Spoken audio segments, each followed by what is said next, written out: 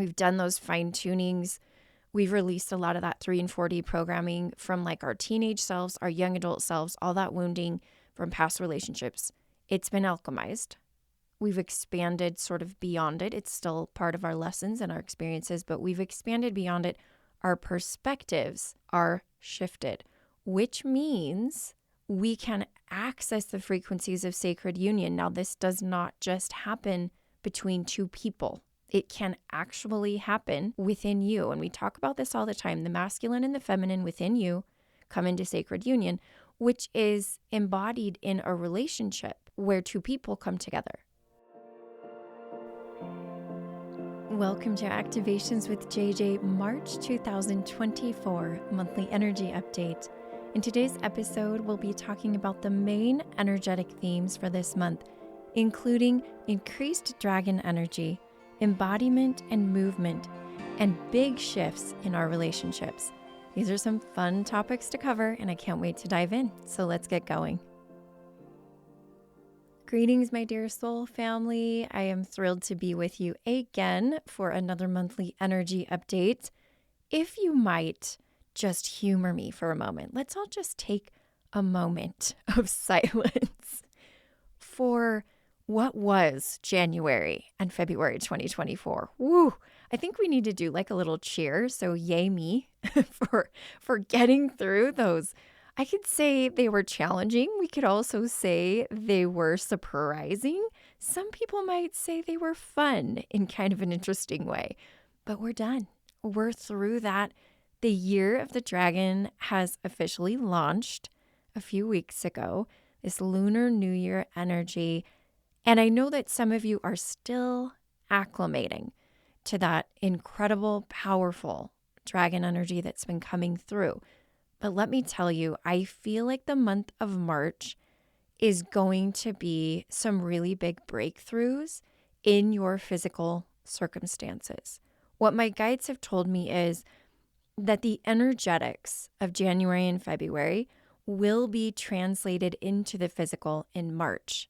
Another funny thing is that my guides did not necessarily foresee January and February playing out the way they did. The way that I feel into it, it's almost like we took a little side trip because we needed to take care of some important things. Emotional body, dun, da, da. That was one of the biggest ones. But I just feel like the guide said, well, I don't know if we should go in the direction we're headed without taking care of X, Y, and Z first. So that's why, honestly, a lot of light workers didn't see what happened during February coming. It was kind of a blind spot for all of us, including our guides. They don't know everything, right? Like they do, but they don't.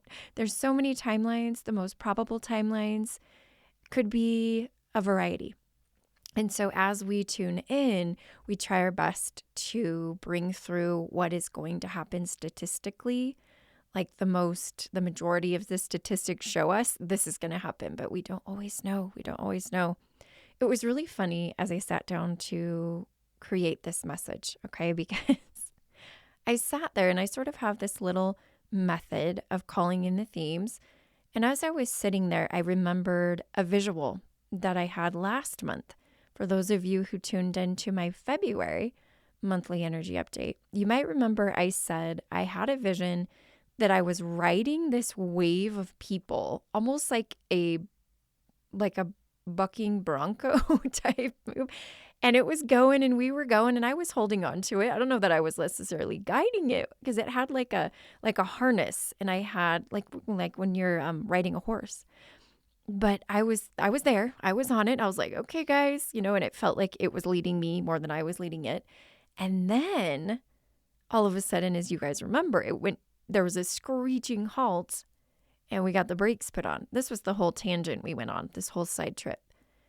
Now we're back on this moving, shifting. I'm back on top of here and like trying to help guide and lead as I feel called to do. And it was really funny because this time when I asked my guides what the themes were, they said, are the themes creating the energy, or is the energy creating the themes? And I was like, oh, wait, what? That's next level sovereignty. They said, well, you're a creator. You all are creators. So you have a choice to determine what themes do you want to see. They said, we want to know what you want in March. Wow. Okay. So this is going to be a little assignment for all of you, right? If that threw you off, you're going to be like, wait, what? Wait, same thing. You just pause. Hang on, everybody. I want you, before I do this, before I keep going, if you're in a place where you can, I want you to push pause right now. It might ruin the algorithm or something, but I don't even care. Because get out a piece of paper and pick 3 themes that you want to be predominant during the month of March. What do you want to see happen? Because remember, are you creating the themes or are the themes creating you? Is the energy creating the themes or are the themes creating the energy? Just thinking about that. Okay, so then I was like, I felt super empowered. And of course, that's a huge theme for like forever, sovereignty, empowerment. And so I'm trying to model this for you. I know I have an influence. We all do. And so tuning into the collective, our soul family, I sort of asked all of you in the ethers to sort of go, okay, guys, let's round up. What do we want the themes to be? Like, what do we want to happen during this month? And that's where you heard me say at the beginning in the intro that March is about embodying what we did in January and February. So here's what's coming up for me, okay? And I'm really excited because there's some fun offerings I have launching in March. One of them is my annual Star Mothers Circle of Wisdom course. That is the course that began everything. That's where Star Mothers Worldwide was birthed. I can't believe it's been a year since we did that course. A whole year. And for those of you who were in that course, oh my goodness, we would love for you to join us again. This is another course very similar. And those who are teaching the course are the global council members of Star Mothers Worldwide. It's got a really cool theme. So I'm not going to go too deep into it right now, but that is coming in March. That is definitely an energy coming through. Back to the energetic themes that I called in, that we called in. The first one came forward a little bit in February because what they said to me was all of this emotional body activation. You guys are all activating the 5D emotional bodies. And I had such an incredible time working with so many of you on that emotional body piece. I learned so much. I learned an immense amount of detail about that emotional body. It was really awesome. And in fact, so much of it applied to what we ended up doing in my Starseed Gridwork community with Gaia, because Gaia is also activating her 5D emotional body. As above, so below. As within, so without. As within the collective, so within Gaia, as the larger planet. So that 5D emotional body piece taught me a lot about the grid work we were doing with Gaia. And there's tons there if you are not part of our Starseed Gridwork community because you're like, I don't know if I know anything about grid work. You do. You wouldn't be here. You wouldn't be in my soul family and you wouldn't be vibrating a frequency similar to mine if you weren't some kind of grid worker, because that's a big thing for me. So if you haven't jumped in there yet, I'm in there like every single day.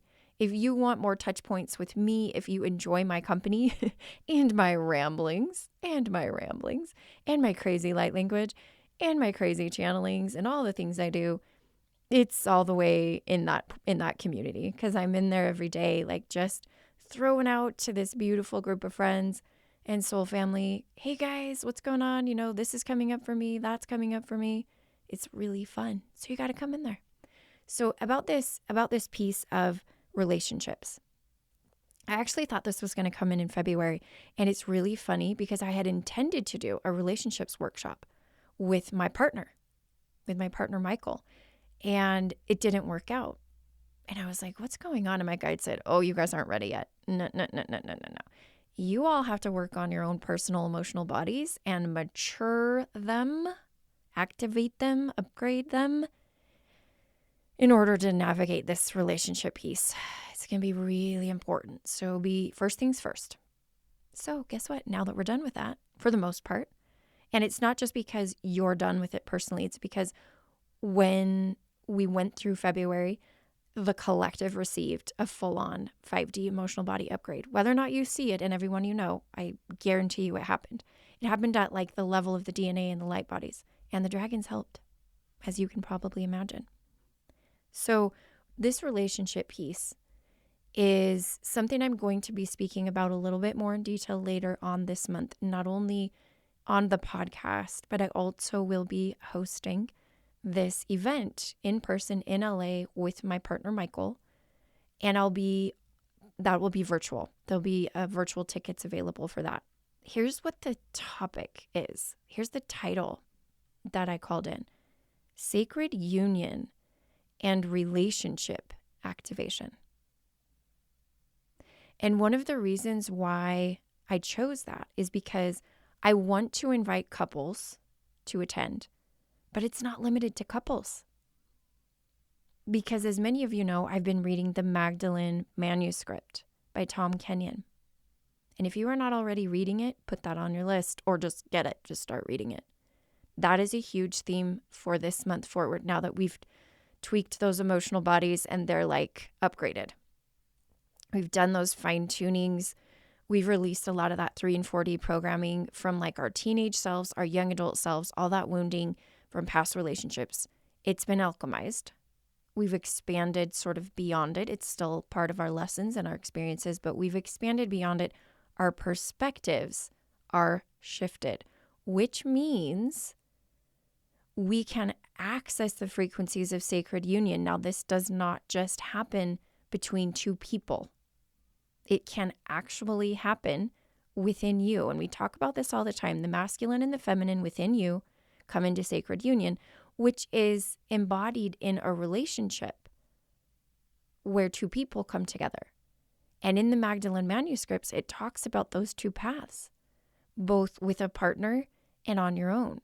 So I wanted to create this event and this workshop to address people who are in relationships, people who want to call in relationships, and people who are good discovering this within themselves. So details will be coming out about that. You can actually check out the links below. I'm not going to go into too much more detail about the event, but you understand the concept. The concept is, now that we have brought some new emotional bodies to the table, we're ready to navigate the sacred union piece. Hieros Gamos. If you do not know what that is, just Google it. It's a really fascinating topic. This is what Yeshua and Mary Magdalene embodied.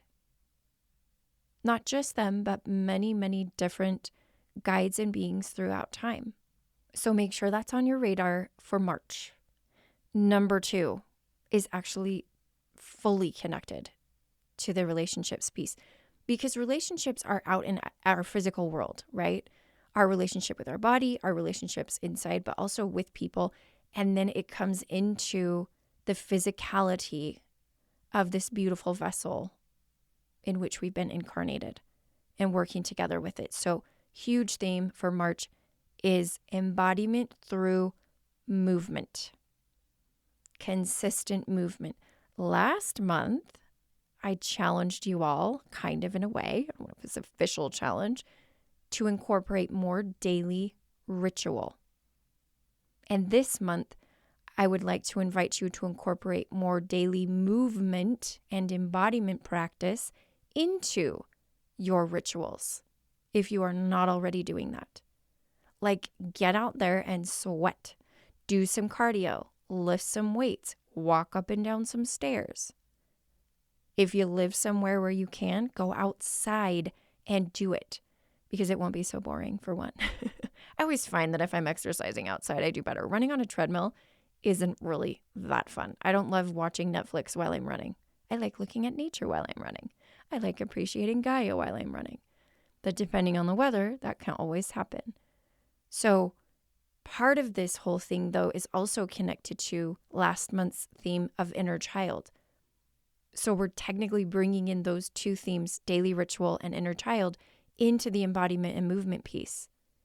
So as you sit down intentionally, like if I could tell you anything after you listen to this, you deserve to tune into what you need, not just to receive from other people and have them tell you what you need. You know yourself better than I do. So sit down with your journal and come up with a game plan. I love this little saying. It's kind of funny. Most of you probably heard it. Failure to plan is planning to fail. So if you plan ahead and you write down your goals, you declare them to people you love. Maybe you have a supportive community like our Starseed Gridwork community, where we have like little threads. We have a thread for our inner child. So you can go in there and be like, my inner child's so proud. And then everybody else can go in, we validate your inner child, yay. Or my inner child's sad today, or this or that. It's kind of a cool thing. And then we have another one that's just called Energy of the Day, where you go in there and you get to say, hey, I did this embodiment practice, or I decided to do this embodiment practice. And everybody can also validate and witness you. We need that validation. We need that witnessing. It's super important right now. We are not meant to be a lone ship in the night just sailing along. We're meant to have community. That's been a theme, for the last 6 months. Go back and listen to my podcast episodes for the monthly energy updates of 2023.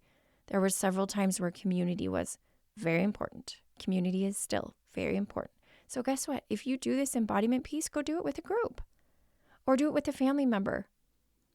I mean, simply going on a walk with a family member, because you're bonding with your family member, you're connecting with them, and you're connecting with your body at the same time. I'm a real big proponent of multitasking.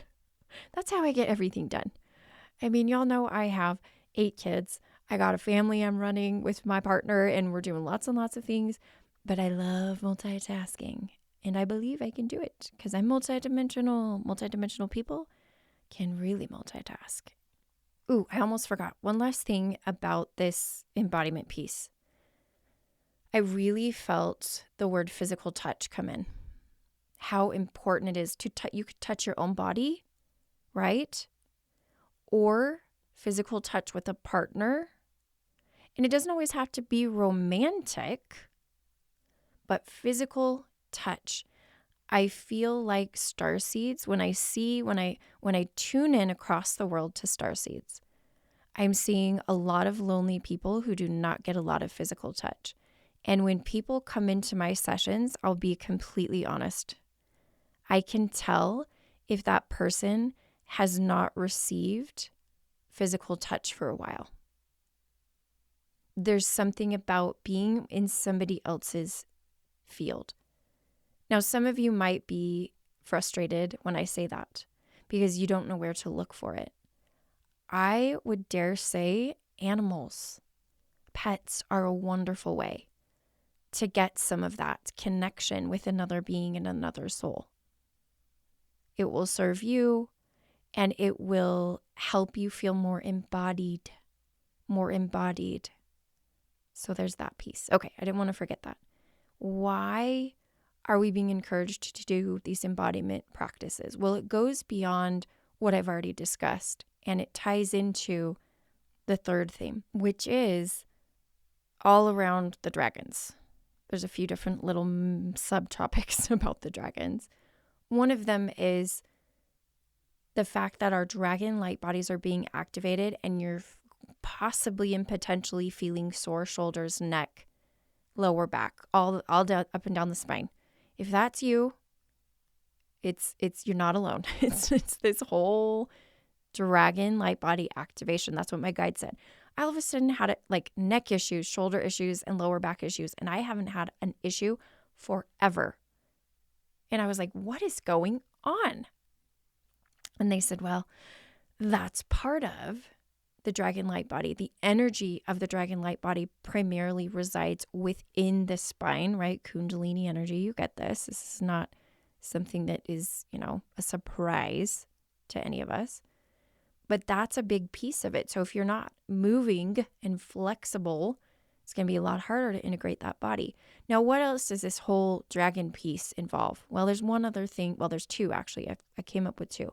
One is doing physical grid work to co-create with and awaken more dragons on the earth. So what was interesting is that I have my upcoming retreat, which I'm so excited about. I cannot wait to see all of you in the UK, whether you're journeying there and meeting me there or whether you're from there. I'll be in Avebury with a Star Mothers retreat, but I have a workshop that is open to the public. Okay, and that's going to take place on May 3rd. I also have a gridwork excursion in Glastonbury on May 4th. And what happened is last October when I went there, my guides, I was on the tour at the top and I was looking out and I could not see any awakened dragons. I saw a lot of dragons that were sleeping, but I couldn't really see all the way out to the sea, to the ocean. Those dragons I did see. And they were alert, but the rest of them were dormant. I was like, what's going on? And I was like, am I supposed to wake these dragons up or can I help? And they said, no, not yet. So what I feel is one of the reasons I'm returning is to assist with the awakening of the dragons. And part of it's related to the Lunar New Year and this year of the dragons and et cetera, et cetera.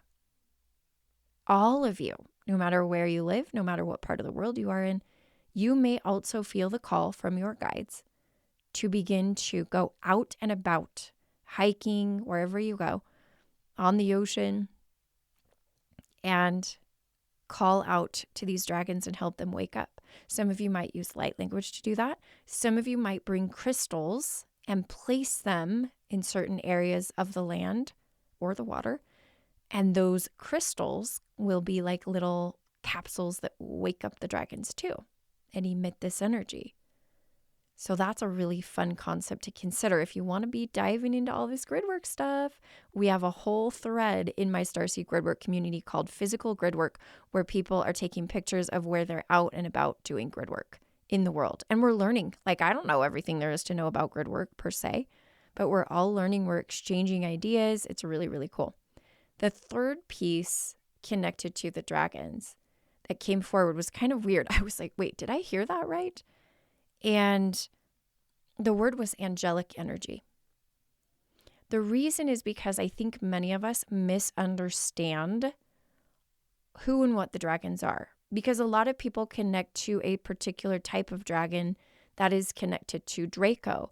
And in my February live monthly energy update that I offer for the community, I actually also offer that to the public if you want to just test out what it's like to be in the community. And so you can find a link to the March update below, but it's a live energy update I do, and it's 90 minutes, pretty intense. But at the last one in February, the dragon said that we don't fully understand who they are. Most people don't. And there's a lot of programming around the word dragon. In fact, they encouraged us to use another language like Chinese, the Chinese word. And so it's really cool to see how they're trying to help us deprogram and release, because the dragons and the angels are very, very close in frequency. Many of you have read Sophia Code. You've got the Sophia Seraphim dragons. So the Seraphim and the dragons, super closely connected. If you are feeling more angelic energy than normal, it's intertwined with this dragon piece. Start to consider other ways dragons look and feel than you think you see pictures of. Because I've channeled through the AI art, I've channeled pictures, and my guides will be not quite right, nope, tweak that. And the AI doesn't even have, like, I just don't think it has a full grasp of what a dragon could look like either. So I'm trying to think of new ways to say it. Seraphim is a great way to say it. And some of these dragons are these very high frequency, like I said, angelic or galactic or cosmic dragons. Now, the ones you see and find on Earth, the earthy dragons, they do look more like we've seen depicted predominantly. But don't fixate on the way you think they look. Open yourselves to other ways they might come to you. Tune into what you feel as angelic energy. because it might actually end up being dragon energy. These primordial beings that are literally were born at the very beginning of creation. So you have Source and you have the dragons and the angels right there. I mean, they were the first to come forward after Source decided that it wanted to experience itself. After the feminine and masculine split, then you've got these frequencies. And as Source wanted to experience itself, it also wanted to experience new frequencies. So it allowed itself to drop its frequency, which some people, like, you hear the word fallen angel, but it's literally intentionally dropping a frequency because you cannot experience certain things at certain frequencies. You can't experience the physical body we have at certain frequencies, because if you did, you would literally blow up the cells in your body if you were vibrating at that high a frequency. So as much as we tend to judge, oh, it's high frequency, oh, it's low vibe, Source doesn't really see it that way. Everything has its purpose, low or high or in between. It's all just new experiences and ways to interact with matter and this beautiful creation that we are a part of. We've both created and we are in. So kind of that paradox there. So that is my final topic. Dragons, dragons, dragons. I don't know if that topic's going to go away anytime soon, but I'm really excited to have you listen to our February channeled message and light language activation. Some of you might remember that last month I did a channeled message and light language activation from Mother Mary. And this month it will be from the dragons. Big surprise. So again, you can watch for that in the next couple of days. I usually publish that right after I do our monthly energy update, this one. Friends, I am so grateful for you and all the ways that we co-create. I would love, love, love to see you in our Starseed Gridwork community, so I can get to see you and your face and get to know you, and you can share with me and I can share with you. It's a beautiful community. It's growing every day. I have 12 incredible grid workers in there supporting the community. We have 3 monthly gatherings. Okay, and then we also have my free channel Q&A, which anybody could join. So if you don't know what I'm all about and you've never been to a gathering, you can actually watch my January monthly channel Q&A right there on YouTube. So, hey, I'm offering that to you. It's a fun time. I channel lots of different energies, and if you come live, you get to ask me questions. You could potentially have your question answered, or you can get a personalized reading. So all the info is below. If you want to see what's new, what's up and coming, any one-on-one opportunities, which I will have this month, they are going to be related to the theme of sacred union and relationship activation. Yay. You can check out my website, follow me on Instagram, and if you are not already a part of my email list, you will get sneak previews of all of these things. And it's a nice way to get advance notice of one-on-one opportunities so that you can sign up before all of the spots are gone. All right, my friends, we are here. We are at the end of this beautiful episode, our March episode. So remember, are the themes creating the energy, or is the energy creating the themes? And you get to create those themes, by the way, and you get to create that energy, and you get to create that reality. So remember my assignment. Sit down after you listen to this and decide what you want your March 2024 to look like. So be it, and so it is. I'm sending you so much love, reminding you that I am you and you are me and we are we. Until next time, beautiful souls.